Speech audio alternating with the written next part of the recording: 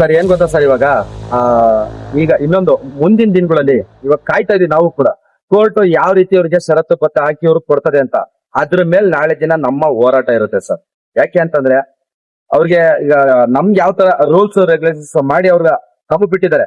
Green ಆಟೋದಲ್ಲೇ ಬರಬೇಕು, ಯೂನಿಫಾರ್ಮೇ ಹಾಕ್ಬೇಕು, ಟ್ಯಾರ್ಜ್ ಇರ್ಬೇಕು, ಡಿಸ್ಪ್ಲೇ ಇರ್ಬೇಕು, ಮತ್ತೆ ಪ್ರತಿಯೊಂದು ಎಲ್ಲಾ ತರ ಇದೇ ನಿಯಮ ಅಂತ ಇಟ್ಟಿದಾರಲ್ಲ ಅದೇ ರೀತಿ ಅವ್ರಿಗೂ ಕೂಡ ಸಹ ಕೊಟ್ರೆ ಸರ್ ಯಾವೊಬ್ಬ ಡ್ರೈವರ್ ಮಾತಾಡಲ್ಲ.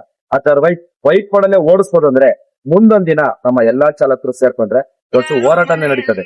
ಆದಷ್ಟು ಕೂಡ ನಮ್ ಸರ್ಕಾರ ಮತ್ತೆ ನಮ್ಮ ಈ ಕಾನೂನು ಏನೋ ತೀರ್ಪು ಕೊಟ್ಟಿದೆ ಇದ್ರ ಬಗ್ಗೆ ಗಮನ ಕೊಡ್ರಿ. ಎಲ್ರಿಗೂ ಒಂದೇ ತರ ನ್ಯಾಯ ಅನ್ನೋದು ಕೊಡಿ, ಒಬ್ರಿಗೊಂದು ಮಾಡಬೇಡಿ. ವೈಟ್ ಬೋರ್ಡ್ಗೂ ಎಲ್ಲೋ ಬೋರ್ಡ್ಗೂ ತುಂಬಾ ವ್ಯತ್ಯಾಸ ಇದೆ, ಎಂತ ತಡ್ಡಂಗೂ ಗೊತ್ತು. ಇದು ನಮ್ಮ ಸರ್ಕಾರ ಆಗಿರ್ಬೋದು, ಇದು ಕಾನೂನು ಆಗಿರ್ಬೋದು, ಇದನ್ನ ನೀಟಾಗಿ ಅರ್ಥ ಮಾಡ್ಕೊಂಡು ಈಗ ನ್ಯಾಯವಾಗಿ ತೀರ್ಪು ಕೊಡಿ ಇನ್ನೊಂದ್ಸರಿ ಅಷ್ಟೇ. ಸರ್ ನಮಸ್ತೆ. ಸರ್ ನಮಸ್ತೆ ಸರ್. ಈಗ ಬೈಕ್ ಟ್ಯಾಕ್ಸಿಗೆ ಕೋರ್ಟ್ ಗ್ರೀನ್ ಸಿಗ್ನಲ್ ಕೊಟ್ಟಿದೆ, ಇದ್ರ ಬಗ್ಗೆ ಹೇಗೆ ಅನಿಸ್ತಾ ಇದೆ ಸರ್? ಈಗ ಸರ್ ಒಂದ್ ರೀತಿಲಿ ನಮಗೂ ಕೂಡ ಖುಷಿನೇ ಇದೆ. ಯಾಕೆ ಅಂತಂದ್ರೆ ಅವ್ರು ಅನ್ಕೊಂಡಿದ್ದಾರೆ ನಾವು ಗೆದ್ದಿದ್ದೀವಿ ಅಂತ. ನಿಜ ಹೇಳ್ಬೇಕಂದ್ರೆ ಗೆದ್ದವ್ರು ನಾವು. ಈಗ ವೈಟ್ ಬೋರ್ಡ್ ಅಂತ ಅವ್ರಿಗೆ ಪರ್ಮಿಷನ್ ಕೊಟ್ಟಿದಾರಲ್ಲ, ಅವ್ರ ಪರ್ಮಿಷನ್ ಕೊಟ್ಮೇಲೆ ಅವ್ರಿಗೊಂದು ರೂಲ್ಸ್ ರೆಗ್ಯುಲೇಷನ್ಸ್ ಅಂತ ಇರುತ್ತೆ. ಈಗ ನಮ್ಗೆ ಹೆಂಗೆ ಯೂನಿಫಾರ್ಮ್, ಪರ್ಮಿಟ್, ಟ್ಯಾಕ್ಸ್ ಅಂತ ಎಲ್ಲ ಬರುತ್ತೆ, ಅವಾಗ ಅವ್ರು ಮಾಡ್ಲೇಬೇಕು ಅದನ್ನ ಬಿಟ್ಟು ಅವರು ವೈಟ್ ಬೋರ್ಡ್ ಅಲ್ಲಿ ಹೆಂಗ ನಂಗೆ ಮಾಡಕ್ಕಾಗಲ್ಲ. ಈಗ ಹೈಟೆಕ್ ಕಂಪನಿ ಕೆಲಸ ಮಾಡ್ಕೊಂಡು ಬುಲೆಟ್ ಗಾಡಿ ಡ್ಯೂಟಿ ಮಾಡ್ತಿದ್ದಂತ ಬಡಪಾಯಿಗಳಿಗೂ ಕೂಡ ಏಟ್ ಬೀಳುತ್ತೆ, ಎಲ್ಲ ಫಿಲ್ಟರ್ ಆಗ್ತಾರಲ್ವಾ. ಹಂಗಾಗಿ ನಮಗೂ ಕೂಡ ದುಡಿಮೆ ಆಗೋ ಚಾನ್ಸ್ ಇದೆ. ಅದರಿಂದ ನಮ್ಗೆ ಬೇಜಾರಂತೂ ಇಲ್ಲ. ರೂಲ್ಸ್ ಏನಿದೆ ಸಮವಾಗಿ ಎಲ್ರಿಗೂ ಒಂದು ರೂಲ್ಸ್ ಕೊಟ್ರೆ ನಮ್ಗೆ ಇನ್ನ ಒಳ್ಳೇದದು. ಯೂನಿಫಾರ್ಮ್ ಅವ್ರಿಗೂ ಇರ್ಬೇಕು, ಟ್ಯಾಕ್ಸ್ ಪರ್ಮಿಟ್, ಒಂದೇ ಕಲರ್ ಬೈಕು, ಒಂದೇ ತರ ಹೆಲ್ಮೆಟ್. ಬೌನ್ಸ್ ಗಾಡಿ ಇತ್ತಲ್ಲ ಸರ್, ಆ ತರ ಪ್ರತಿಯೊಂದು ಗಾಡಿನೂ ಕೂಡ ಬಿಟ್ರೆ ನಮ್ಗಿನ್ನ ಒಳ್ಳೇದೆ. ಅವ್ರು ಗೆದ್ದಿದ್ದೀನಿ ಅಂತ ಅವ್ರು ಅನ್ಕೊಂಡು ಶೇಕ್ ಕಟ್ ಮಾಡ್ತಿದ್ದಾರೆ.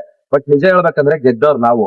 ಬೇಜಾನ್ ಜನ ಫಿಲ್ಟರ್ ಆಗ್ತಾರಲ್ಲ, ಈಗ ಲಕ್ಷ ಜನ ಗಾಡಿ ಓಡಿಸಿರೋ ಜಾಗದಲ್ಲಿ ಕಮ್ಮಿ ಅಂದ್ರೆ ಒಂದು 60-70 ಜನ ಗಾಡಿ ಅಲ್ಲಿ ಡೌನ್ ಆಯ್ತಲ್ಲ, 30,000 ಜನ ಈಗ ರೂಲ್ಸ್ ನ ಫಾಲೋ ಮಾಡ್ಕೊಂಡು ಡ್ಯೂಟಿ ಮಾಡ್ತೀನಿ, ಫುಲ್ ಟೈಮ್ ಅಲ್ಲಿ ಬದುಕ್ತೀನಿ ಅನ್ನೋರು ಅನ್ಎಂಪ್ಲಾಯ್ಗಳಿಗೆ ಕೆಲಸ ಸಿಕ್ಕಂಗ ಆಯ್ತದೆ.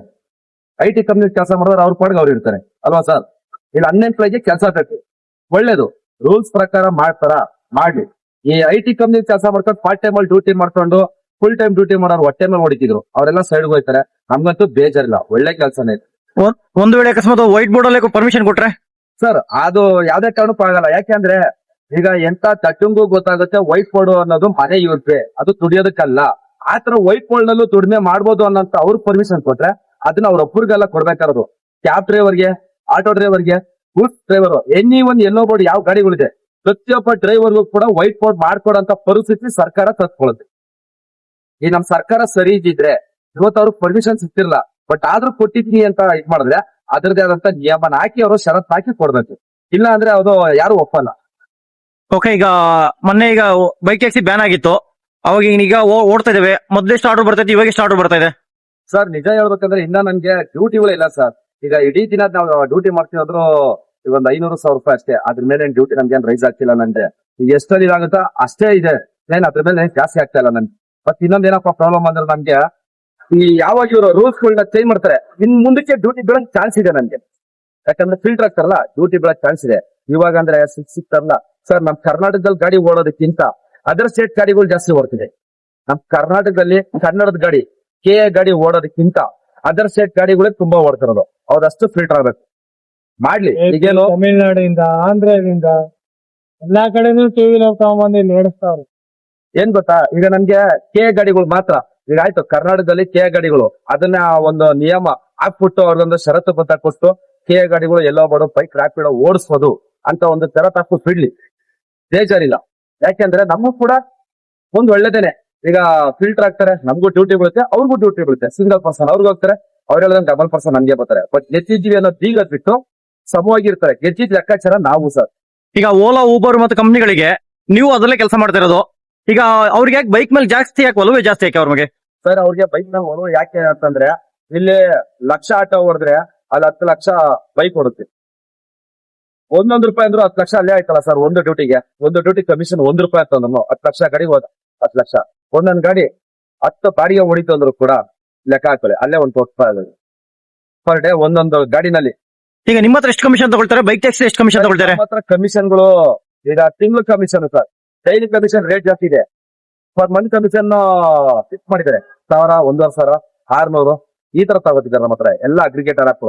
ನಮ್ಗೇನ್ ಪುಕ್ಸಟ್ ಏನೋ ಅವರು ಯಾವ್ದೋ ಡ್ಯೂಟಿ ಕೊಡ್ತಾ ಇಲ್ಲ, ನಮ್ಮ ಹತ್ರ ಕಮಿಷನ್ ತಗೊಂಡು ಡ್ಯೂಟಿ ಕೊಡ್ತಾ ಇರೋದು. ಅದ್ರಲ್ಲೂ ಕಮಿಷನ್ ತಿನ್ನಿ ತಕ್ಕಂಗೆ ನಿಯತ್ತಾಗಿ ಡ್ಯೂಟಿ ಕೊಡ್ತಾರ? ಇಲ್ಲ. 40 ರೂಪಾಯಿ, 44 ರೂಪಾಯಿ, 36 ರೂಪಾಯಿ ಈ ತರ ಡ್ಯೂಟಿ ಕೊಡ್ತಾನೆ.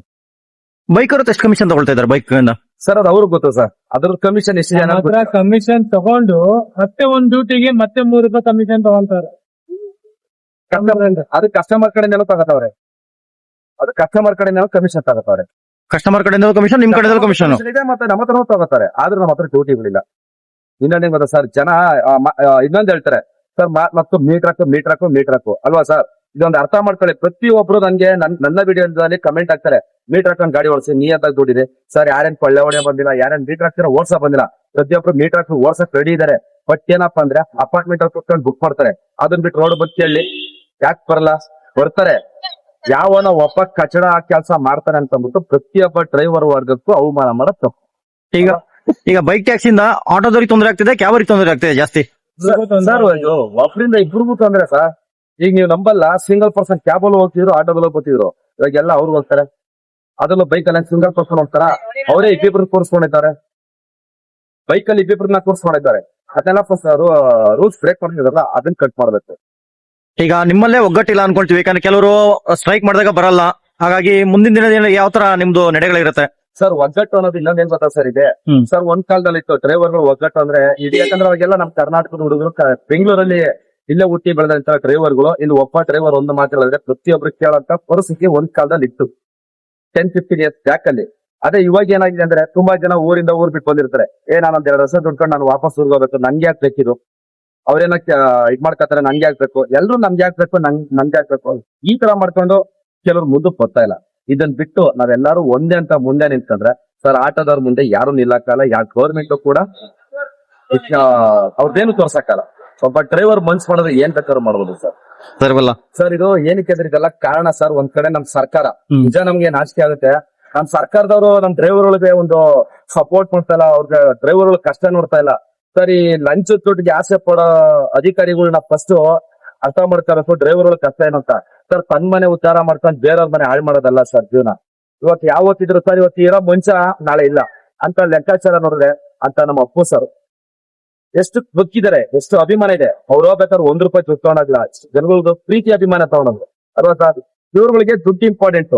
ಸೂಟ್ ಕೇಸ್ ತಗೊಂಡಾಗ ಯಾವ ಕೊಡ್ತಾರೆ, ಅವರು ಜೈ ಇದ್ ಮಾಡ್ತಾರೆ. ಕಷ್ಟಪಟ್ಟು ದುಡಿಯೋರಿಗೆ ಅಯ್ಯೋ ಅನಿಸ್ತಾವ್ರೆ. ಇದು ನಮ್ ಸರ್ಕಾರದ ಪರಿಸ್ಥಿತಿ. ನಿಮ್ ಸರ್ಕಾರಕ್ಕೆ ಏನಾದ್ರು ಮನವರಿಕೆ ಮಾಡಕ್ ಪ್ರಯತ್ನ ಪಟ್ಟಿದ್ರ ಮಾಡಕ್ಕೆ? ಸರ್ ಪ್ರತಿಯೊಂದು ಮಾಡಿದಾರೆ ಸರ್. ಪ್ರತಿಯೊಬ್ರು ಕೂಡ ಎಷ್ಟೋ ಸರ್ ನಮ್ ಸಂಘಟನೆಯವರು ಕೂಡ ತುಂಬಾ ಜನ ಅವ್ರಿಗೆ ಹೋಗಿ ಅಲ್ಲಿ ಇಲ್ಲಿ ಪಾಪ ಕೇಳಿ ಎಲ್ಲಾ ಮಾಡಿದ್ದಾರೆ ಸರ್. ಇವರು ಶ್ರೀರಾಮುಲು ಇದ್ದಾಗಿಂದನು ಪ್ರತಿಯೊಬ್ರು ನಮ್ಮ ಸೋಮಶೇಖರ್ ಅಂತ ಬಿಟ್ಟು ನೀವು ನೋಡಿರ್ಬೇಕು, ಅವರು ಕೂಡ ಓಡಾಡಿದ್ದಾರೆ. ಕೆಲವು ಆಟೋ ಸಂಘಟನೆಯವರು ತುಂಬಾ ಜನ ಎಲ್ರು ಹೋಗಿ ಪತ್ರ ಕೊಟ್ಟು ಬರ್ಕೊಟ್ಟು ಲೆಟರ್ ಕೊಟ್ಟು ಎಲ್ಲಾ ತರ ಕೇಳ್ತಾ ಬಂದಿದ್ದಾರೆ. ಅದನ್ನೆಲ್ಲ ಸ್ವಲ್ಪ ಇದ್ ಮಾಡ್ಬೇಕು ಸರ್. ಪ್ರತಿಯೊಂದು ಸಂಘದವರು ಕೂಡ ಎಲ್ಲಾರ್ಗು ಕೂಡ ಹೋಗಿ ಒಂದು ಲೆಟರ್ ನ ಕೊಟ್ಟು ಬಂದಿದ್ದಾರೆ. ಸಾರಿಗೆ ಸಚಿವರು ಅವ್ರಿಗೂ ಕೂಡ ಕೊಟ್ಟಿದ್ದಾರೆ. ಇಲ್ಲ ನಾವು ಆಟೋದವ್ರ ಪರ, ನಾವು ಡ್ರೈವರ್ಗಳ ಪರ ಅಂತಾರೆ ಸರ್. ಡ್ರೈವರ್ಗಳನ್ನ ಮುಳುಗಿಸ್ಬಿಟ್ಟು ಇನ್ಯಾವ ಎಲ್ಲಿಂದ ಬಂದಿರೋನು ಅವ್ರು ತೋರ್ಸೋ ಪ್ರೀತಿಗೆ ಅವ್ರು ಹೋಗಿ ಅವ್ರು ಅಡ್ಜಸ್ಟ್ ಆಗ್ತಾರೆ. ಯಾಕೆ ಡ್ರೈವರ್ಗಳು ಜೀವನ ಮಾಡಲ್ವಾ? ಡ್ರೈವರ್ಗಳು ಬದುಕಲ್ವಾ? ಸರಿ, ಇವತ್ತೊಬ್ಬ ಡ್ರೈವರು ದಿನ ದುಡ್ಡೆ ಎಷ್ಟಿದೆ, ಅವ್ನ ಸಂಪಾದನೆ ತಕ್ಕಂಗ ಅವ್ನ ಜೀವನ ನಡೀತಿದ್ಯಾ ಅನ್ನೋದು ಒಬ್ಬ ಸಚಿವರು, ಯಾರು ನಮ್ಮ ಇಲಾಖೆ ನಮ್ಮ ಡ್ರೈವರ್ ಸಂಬಂಧಪಟ್ಟಂಗೆ ಸಚಿವರಿದ್ದಾರೆ, ಅವ್ರು ಅರ್ಥ ಮಾಡ್ಕೋಬೇಕು ಸರ್. ಬರೀ ಅವ್ರ ಮನೆ ಚೆನ್ನಾಗಿದೆ, ಅವ್ರು ಅನುಕೂಲ ಆಗಿದ್ರೆ ಸಾಲದು. ನನ್ನ ಆಡಳಿತದಲ್ಲಿ ನಮ್ಮ ಡ್ರೈವರ್ಗಳ ಪರಿಸ್ಥಿತಿ ಹೇಗಿದೆ, ಅವ್ರ ಜೀವನ ಹೇಗಿದೆ, ಸಂಪಾದನೆ ಇದೆಯಾ, ಅವ್ರ ಮಕ್ಳಿಗೆ ಎಜುಕೇಶನ್ ಆಗ್ತಿದ್ಯಾ, ಅವ್ರ ಮನೆ ಜೀವನ ನಡೀತಿದ್ಯಾ, ಅವ್ನು ಸಾಲದಲ್ಲಿದ್ದಾನ, ಅವ್ನು ದುಡಿಮೆ ಆಗ್ತಿದ್ಯಾ ಅಲ್ವಾ? ಪ್ರತಿಯೊಂದ್ರ ಬಗ್ಗೆನೂ ಕೂಡ ಗಮನ ಹರಿಸ್ಬೇಕಾರೋದು ನಮ್ಮ ಇದಕ್ಕೆ ಟ್ರೈನಿಂಗ್ ಸಂಬಂಧಪಟ್ಟಂಗೆ ಯಾರು ಇದರ ಸಚಿವರು ಅವ್ರಿಗೆ ಹೋಗುತ್ತೆ ಸರ್. ಅದು ಅವ್ರಿಗೆ ಇಲ್ಲ ಸರ್. ಈಗ ದುಡ್ಡು ಕೊಟ್ಟಿದ ತಕ್ಷಣ ಅವ್ರ ಕಡೆ ಸಪೋರ್ಟ್ ಮಾಡ್ಕೊಂಡು ಡ್ರೈವರ್ಗಳನ್ನ ಬಿಟ್ಬಿಟ್ಟು ಸರ್, ಈಗ ಎಂತ ದಡ್ಡಂಗೂ ಗೊತ್ತು ವೈಟ್ ಬೋರ್ಡು ಎಲ್ಲೋ ಬೋರ್ಡು ವ್ಯತ್ಯಾಸ ಏನು ಅಂತ. ಬೈಕಲ್ಲಿ ಏನ್ ಸೇಫ್ಟಿ ಇದೆ, ಆಟೋದಲ್ಲಿ ಏನ್ ಸೇಫ್ಟಿ ಇರುತ್ತೆ? ಎಷ್ಟು ಜನ ಸರ್ ಮಂಡಿ ಮುರ್ಕೊಂಡು ರೋಡಲ್ಲಿ ಬಿದ್ದಿದ್ದಾರೆ ಅಲ್ವಾ ಸರ್? ಅಂತ ಮನುಷ್ಯ ಕೂಡ ಇವತ್ತು ನಾವು ನೋಡಿ ರ್ಯಾಪಿಡೋ ಬೈಕ್ ಹತ್ಬಿಡಿ ಅಂತ ಅವರು ಕೂಡ ಅಷ್ಟು ವಿಡಿಯೋ ಮಾಡಿ ಅವರು ಕೂಡ ತುಂಬಾ ಅಷ್ಟು ನೊಂದು ಬೆಂದು ಯಾವ ರ್ಯಾಪಿಡೋ ಕಂಪ್ನಿನ ಅವ್ರು ಹೋಗಿ ಸಹಾಯ ಮಾಡಿಲ್ಲ, ಯಾರು ಹೋಗಿ ಕೈ ಹಿಡಿಲಿಲ್ಲ, ಅವ್ರು ಒಂದು ಪರಿಹಾರ ಕೊಡ್ಲಿಲ್ಲ. ಎಷ್ಟು ಜನ ಲೇಡೀಸ್ ನ ಬೆಳೆಸರು, ಎಷ್ಟು ಜನ ಕಿಡ್ನಾಪ್ ಕೇಸ್ಕೊಳ್ಳೋದಲ್ಲಾಗಿದೆ. 1-2 ಇನ್ಸಿಡೆಂಟ್ ತೆಗಿತಾ ಹೋದ್ರೆ ತುಂಬಾ ಇದೆ.